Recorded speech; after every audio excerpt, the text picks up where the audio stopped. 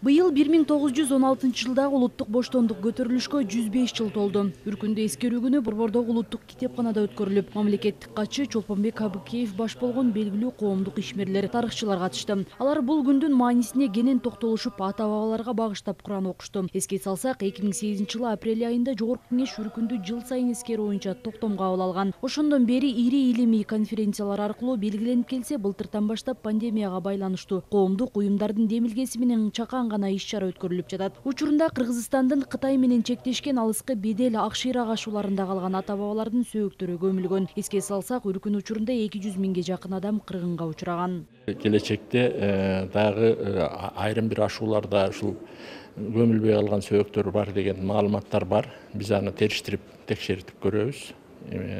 Атайы мындай карап келе турган адамдарды жиберип, эгер ошондой бар болсо, ошондой көмүлбөй жаткан сөөктөр бар болсо, анда барып кайра көмдүртүп, ошондой иштерди жасайбыз.